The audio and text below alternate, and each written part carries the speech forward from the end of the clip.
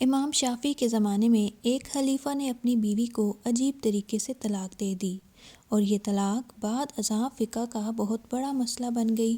بادشاہ اپنی ملکہ کے ساتھ بیٹھا تھا کہ ہنسی مذاق میں اس نے ملکہ سے پوچھ لیا، تمہیں میری شکل کیسی لگتی ہے؟ ملکہ جو بادشاہ کی عزیز ترین بیگم تھی مذاق کے موڈ میں بولی، مجھے آپ شکل سے جہنمی لگتے ہیں۔ یہ سننے کے بعد بادشاہ کو غصہ آیا اور بولا، میں اگر جہنمی ہوں تو تمہیں 3 طلاقیں دیتا ہوں۔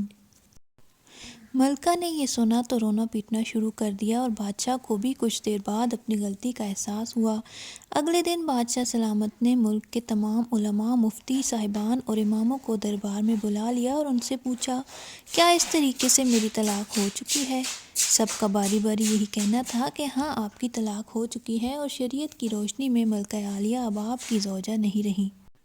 لیکن اس محفل میں ایک نوجوان مفتی بھی موجود تھے۔ وہ ایک طرف ہو کر بالکل خاموش بیٹھے رہے۔ بادشاہ نے ان سے بھی یہی سوال پوچھا تو انہوں نے عرض کیا، جناب یہ طلاق نہیں ہوئی، کیونکہ آپ نے مشروط طور پر کہا تھا کہ اگر میں جہنمی ہوں تو تمہیں 3 طلاقیں دیتا ہوں، اور ابھی تک یہ طے نہیں ہوا کہ آپ جہنمی ہیں یا نہیں۔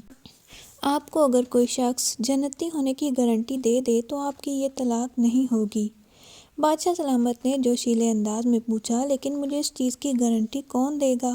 سب علماء کرام نے اس سوال کے جواب پر اپنے سر جھکا لیے کہ دنیا میں کون شخص جنتی ہے اور کون جہنمی ہے، اس کی کوئی گارنٹی نہیں دے سکتا۔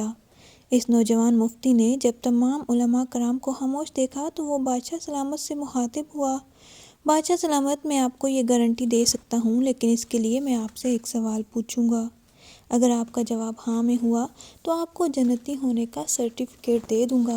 بادشاہ نے کہا، ہاں پوچھو۔ نوجوان مفتی نے پوچھا، کیا آپ کی زندگی میں کبھی ایسا موقع آیا کہ آپ گناہ پر قادر تھے لیکن آپ نے صرف اللہ تعالیٰ کے خوف سے وہ گناہ چھوڑ دیا؟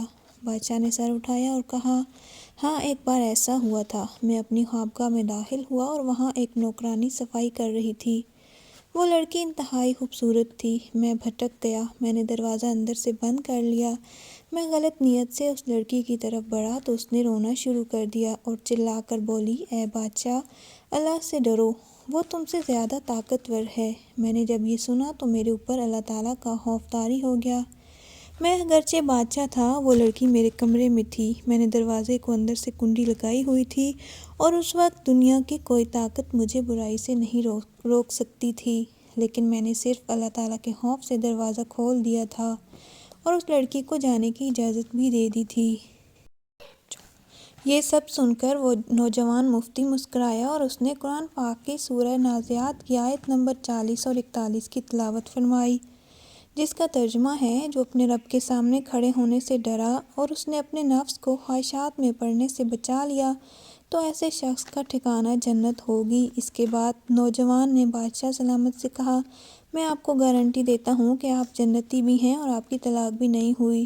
عزیز دوستو، مسلمان ہونے کے ناطے ہم ہر وقت جنت کے متلاشی ہوتے ہیں، لیکن آپ اس واقعے سے اندازہ لگائیے کہ جنت تو ہر وقت ہمارے سامنے موجود ہوتی ہے، اور اس کے لیے صرف ایک چیز کی ضرورت ہوتی ہے، اور وہ یہ کہ ہم خوف خدا کی وجہ سے ہر اس گناہ سے توبہ کریں جس کو کرنے کی ہمارے اندر طاقت اور قدرت موجود ہوتی ہے۔ اللہ تعالیٰ ہمیں اپنے خوف میں مبتلا رکھے اور ہر قسم کے گناہ سے بچائے رکھے، آمین۔ اگر ویڈیو پسند آئی ہو تو میرے چینل کو سبسکرائب کریں، ویڈیو کو لائک اور شیئر کریں۔ جزاک اللہ۔ اللہ حافظ۔